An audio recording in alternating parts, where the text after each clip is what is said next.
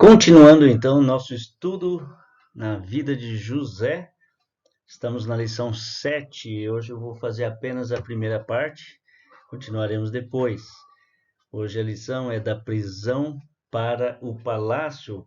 Vamos falar juntos então nosso versículo-chave, Romanos 8:28. Sabemos que todas as coisas cooperam para o bem daqueles que amam a Deus, daqueles que são chamados segundo o seu propósito. Então, deixa a sua Bíblia aberta em Gênesis capítulo 41. Gênesis capítulo 41. Então, nossa lição da prisão para o palácio. Então, quando vimos José pela última vez, ele estava definhando ali numa prisão egípcia.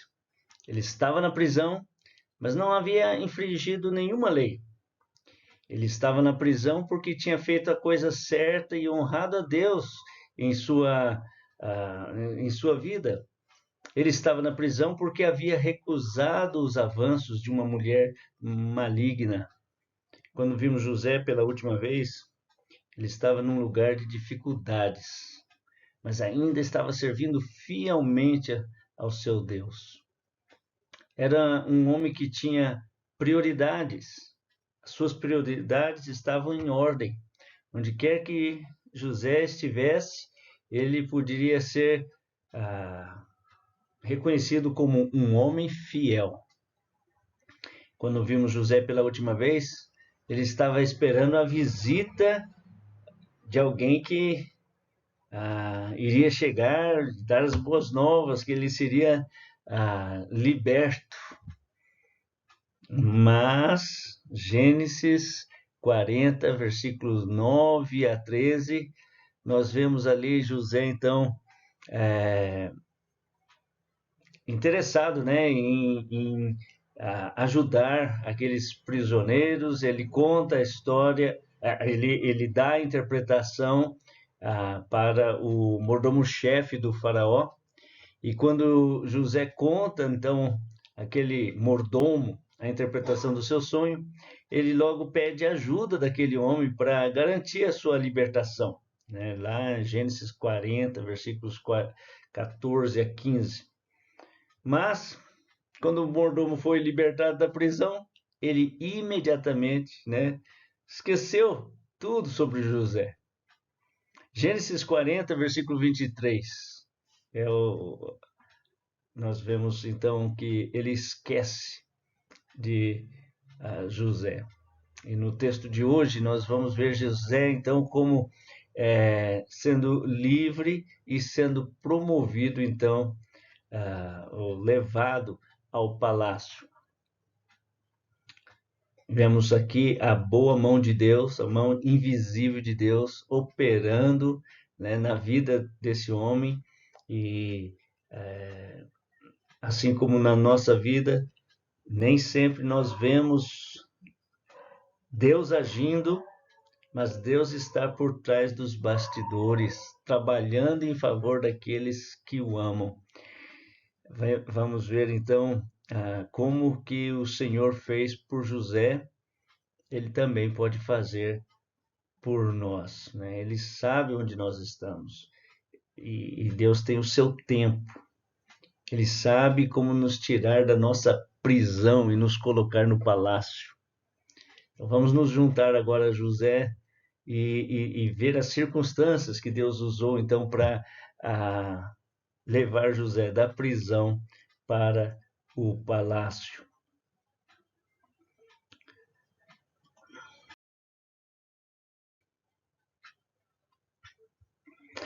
Então, primeira coisa, vemos aqui a providência de Deus. José e a providência de Deus. Para qualquer um que olhasse para a vida de José, talvez parecia que o Senhor havia esquecido dele.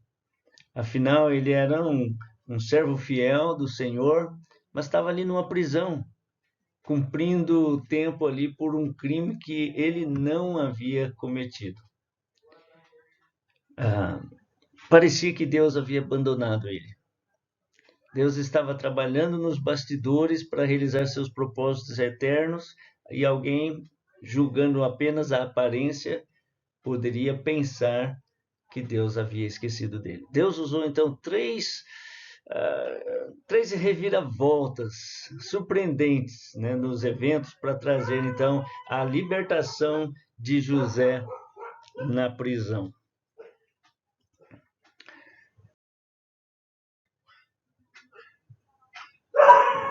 Ok? Vemos então a primeira coisa, né, os atrasos providenciais. Atrasos providenciais. Gênesis capítulo 41, versículo 1.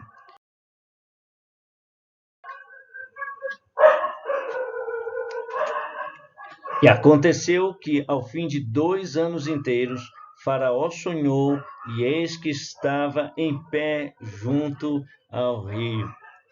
Infelizmente, nós estamos tendo aqui uns cachorros latindo, não tem como eu parar o estudo aqui e esperar eles.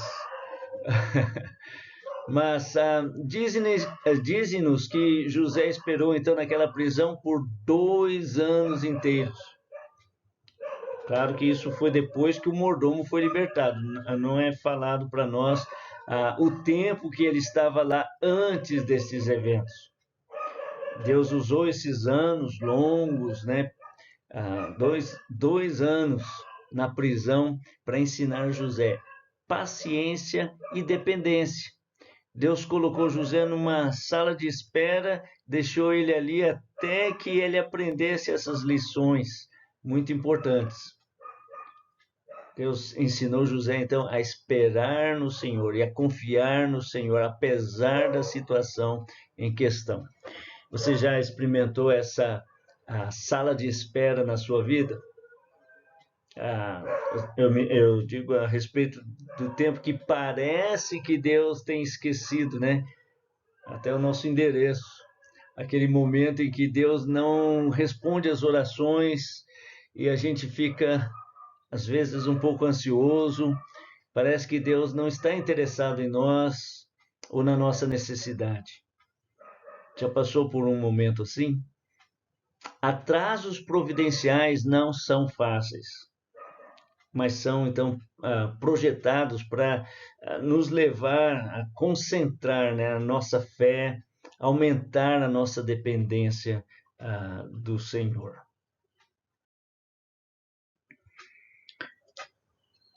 E aí nós vemos então esses sonhos providenciais. Temos que entender aqui o contexto dessa história dos sonhos de Faraó. Esses sonhos causaram muita preocupação ao Faraó. O versículo 8 nos diz que ele estava perturbado. Versículo 8, Gênesis 41, versículo 8. E aconteceu que pela manhã o seu espírito perturbou-se e enviou e chamou todos os adivinhadores do Egito e todos os seus sábios. E Faraó contou-lhes os seus sonhos, mas ninguém havia que interpretasse a Faraó. A palavra que é usada aqui tem a ideia de estar aflito, conturbado, muito angustiado. Ele chamou então os seus sábios. Esses homens eram aqueles que eram capazes de se comunicar com seus deuses, né, os deuses egípcios, e compartilhar então com o Faraó o conselho desses deuses. Mas nesse caso aqui eles não puderam interpretar esses sonhos. Parece que Deus fechou as suas mentes e fez com que todos eles estivessem então com um espaço em branco na cabeça, né, a respeito desse assunto. Com certeza eles nunca ouviram de fato os deuses, mas com certeza no passado eles provavelmente arriscaram um palpite, mas dessa vez eles ficaram em silêncio diante de Faraó.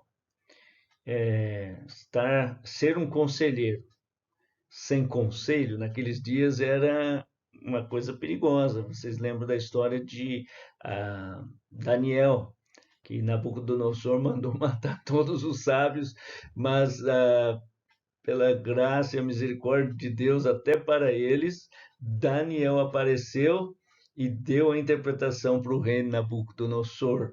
Mas o rei ficou uma fera, né? Ficou muito bravo por eles não poderem interpretar seu sonho. Aqui a situação era semelhante. E novamente nós vemos aqui a obra providencial do Senhor na vida de José. Deus enviou o sonho a Faraó e ele também enviou, né, aquela mente em branco, né, a todos os conselheiros de Faraó, ficaram todos assim sem saber o que dizer. Deus estava trabalhando ali nos bastidores para realizar seu plano, seu propósito eterno.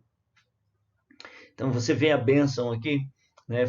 Os homens pensavam que o Faraó, eles, né, estavam no controle de tudo, do que acontecia no Egito, mas na verdade Deus estava no controle de todas as coisas. Até mesmo o coração do rei estava em suas mãos. É que Provérbios fala sobre isso. Provérbios 21:1.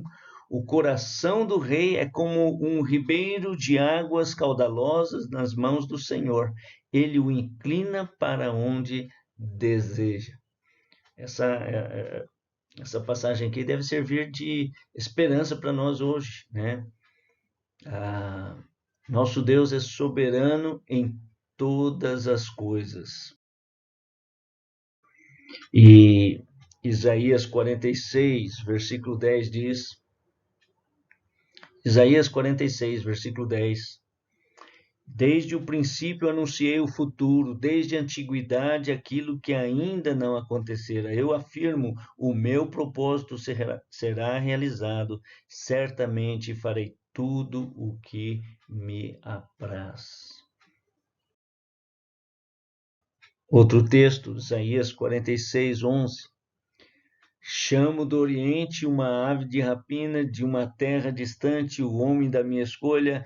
Eu disse, eu executarei, eu delineei, eu assim cumprirei a minha vontade. Isaías 43, 13. Ainda antes que houvesse dia, eu sou, e ninguém há que possa fazer escapar das minhas mãos. Operando eu, quem impedirá? Olha só a última parte desse versículo. Operando eu, quem impedirá? Deus é soberano. Deus está no controle de todas as coisas. Isso me faz lembrar aquele versículo que Paulo disse: se o Senhor é por nós, quem será contra nós? Eu sempre gosto de inverter um pouquinho esse versículo, dizendo: se o Senhor não for por nós, quem é que vai poder ajudar, né? Deus está no controle, devemos confiar no Senhor, devemos descansar na soberania de Deus, devemos lembrar que até mesmo as coisas que nos acontecem, que são, às vezes, dando a aparência de que estamos sós, né? Deus está nos bastidores, trabalhando em favor daqueles que o amam. Salmo 135, 6.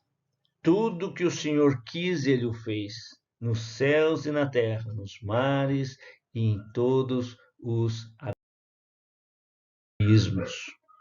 Daniel, capítulo 4, diz que todos os moradores da terra são por ele reputados em nada, e segundo a sua vontade ele opera com o exército do céu e os moradores da terra. Não há quem lhe possa deter a mão, nem lhe dizer: o que fazes? Efésios 1 fala que os reis governam ao bel prazer do Senhor. Efésios 1:11. Nele fomos também escolhidos, tendo sido predestinados conforme o plano daquele que cria absolutamente tudo de acordo com o propósito de sua própria vontade. Daniel, capítulo 2, versículo 20 e 21. Disse Daniel: seja bendito o nome de Deus, de eternidade a eternidade, porque dele é a sabedoria e o poder.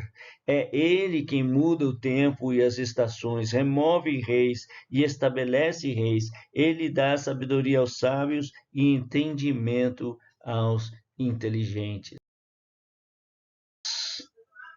Daniel capítulo 4, versículo 31. E o rei ainda estava balbuciando esses pensamentos consigo mesmo, quando veio do céu uma voz que declarou: eis que esta é a tua sentença, ó rei Nabucodonosor. Ó rei Nabucodonosor, toda a tua autoridade real te foi tirada.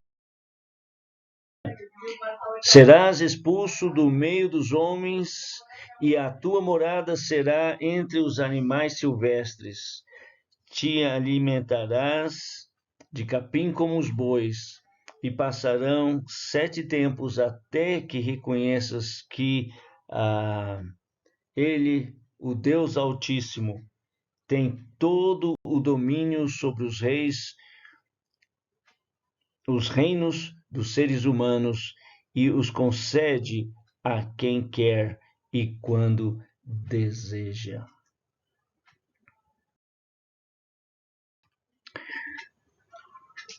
Então, 1 Samuel, capítulo 2, versículos 7 e 8, o Senhor faz empobrecer e faz enriquecer. Ele humilha e exalta. Ergue do pó o necessitado e do monte de cinzas faz ressurgir o abatido. Ele os faz assentar-se como príncipes e lhes concede um lugar de honra, porque o Senhor pertence os fundamentos da terra e sobre eles estabeleceu o mundo. Irmãos, Deus vai cumprir então o seu propósito neste mundo. E antes de deixar esse pensamento, é preciso mencionar alguma coisa que a gente já falou antes, mas é bom a gente reforçar. Deus não fala através de sonhos em nossos dias. No tempo de José, eles não tinham a Bíblia. Eles não tinham uma revelação completa da palavra de Deus. Nós temos. Em nossos dias, Deus fala através da sua palavra apenas. A Bíblia é superior a sonhos, visões, de várias maneiras. Primeiro, a Bíblia fala de muitos assuntos, os sonhos são bem limitados no seu foco. Segundo, a Bíblia é muito mais confiável. Qualquer um pode ler a Bíblia. Já o sonho só é conhecido pelo sonhador. Em terceiro lugar, a Bíblia tem autoridade absoluta. Os sonhos não significam nada. Todas as pessoas, desde Adão, sonham.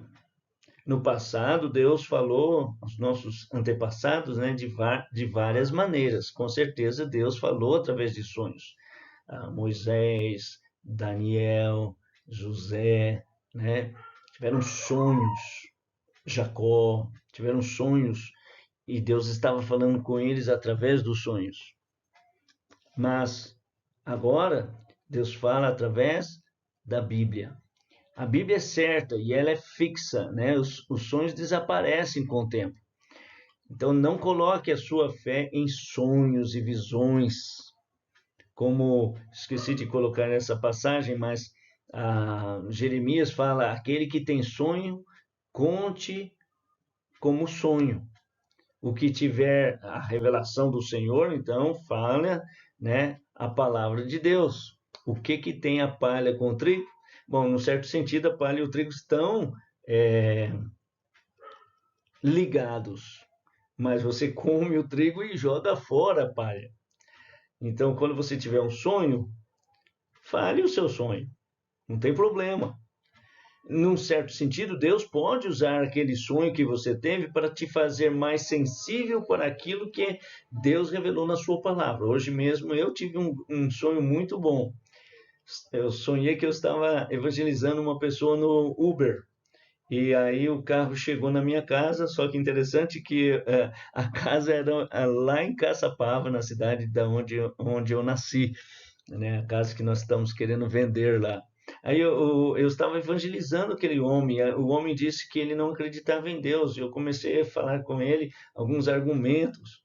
E aí o homem sai do carro e eu começo a falar um pouco mais com ele, até que eu pergunto: e o que você pensa sobre Jesus Cristo? E aí eu estava pronto para falar do evangelho para ele, porque qualquer coisa que ele falasse sobre Jesus, ele podia dizer que Jesus foi um bom homem, ele podia dizer que Jesus era um bom mestre, mas eu estaria então pronto para apresentar que Jesus era muito mais do que apenas um homem, apenas um mestre.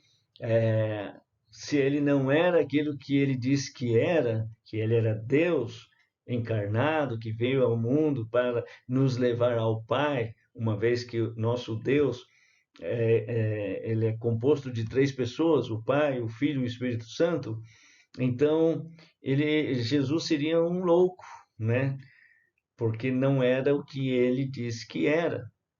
Ou ele é Deus, ou ele era o pior dos seres. Bem nessa hora que eu ia falar isso, a Hebe me acordou. Então, acabou o sonho. Eu não preciso ficar pensando naquele sonho, que será que Deus quis dizer comigo? Porque Deus já falou na sua palavra que é nosso dever, é meu dever pregar o evangelho. Por outro lado, aquele sonho me fez mais sensível para usar algum argumento que eu possa falar com as pessoas a respeito de Deus. Uma pessoa pode ser ateu, mas eu devo imediatamente focar em falar de Jesus para ela. Então, irmãos, não coloque a sua fé em sonho e visões da noite. Em vez disso, leia a Bíblia, estude a Bíblia, medite nela. Construa então a sua vida sobre a palavra de Deus. Então, ali estava então José, e agora foi liberto de uma forma providencial. Gênesis capítulo 41, versículos 9 a 14. Vamos ler só o versículo 14 aqui, é suficiente para nós. Você pode ler mais tarde o texto inteiro. Assim que ouviu, Faraó mandou chamar José, que foi trazido então às pressas da prisão onde estava, depois de se barbear e trocar de roupa, apresentou-se perante o Faraó. Então, o contexto aqui, o mordomo finalmente, né, sacudiu as teias de aranha da sua cabeça e se lembrou de José. E aí contou a história a Faraó, né, como José tinha interpretado o seu sonho, e aí José então é chamado e é liberto então da prisão e levado para o palácio. A mão de Deus então é visto nessa sequência de eventos aqui. José é levado ao Faraó somente quando o Faraó foi então levado àquela situação de desespero.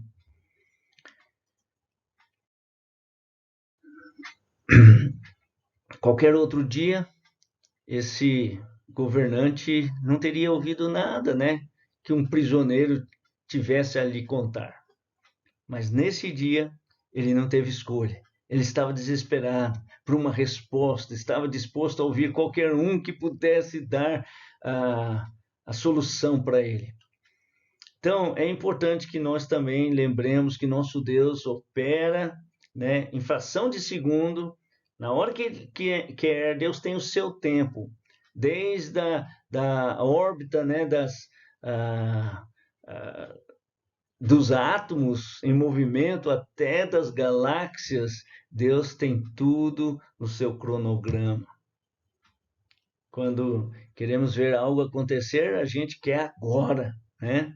Mas a gente precisa aprender que Deus ordena os eventos, o próprio tempo, né, desses eventos, do modo que a vida então ocorra no cronograma perfeito de Deus.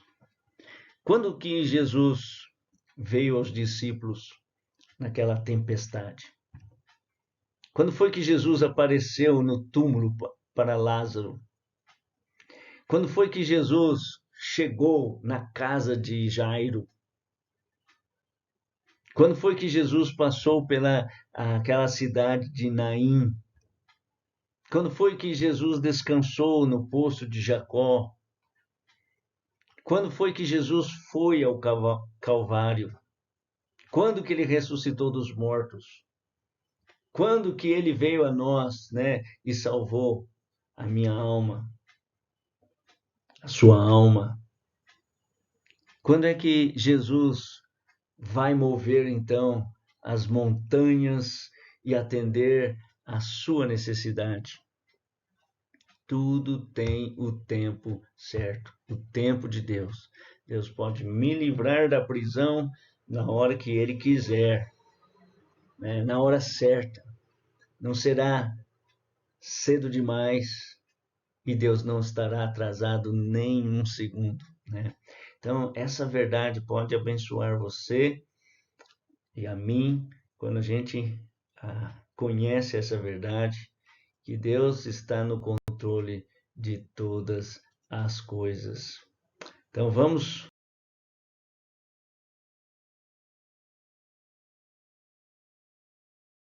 lembrar, então, né, encerrar por aqui, que Deus está no controle das nossas vidas. Vamos agradecer a Deus que Ele faz com que tudo coopere para o nosso bem. Esse é nosso versículo chave, né, durante todo esse estudo. Vamos colocar, então, isso na nossa mente e nos esforçar para viver uma vida que agrada o Senhor. Oremos. Senhor Deus, obrigado, porque o Senhor tem sido tão maravilhoso para nós e nos perdoa, Deus, que às vezes esquecemos e acabamos reclamando, murmurando. Mas obrigado porque o Senhor nos lembra, através da história da vida de José, que tudo estava perfeitamente sob controle. Até mesmo o tempo que ele passou ali, 2 anos, talvez mais anos, mas pelo menos 2 anos ele foi esquecido ali, mas não abandonado. E no tempo certo o Senhor o tirou dali, para fazer dele um governante que podia proteger todo o povo de Israel e toda a população do mundo naquele momento, usando ele de forma extraordinária. Ajuda-nos também, ó Deus, no nosso dia a dia, a suportar e estar com alegria, mesmo nos momentos de dificuldade. Usa-nos para a tua honra e glória. Nós pedimos essas bênçãos em nome de Jesus. Amém.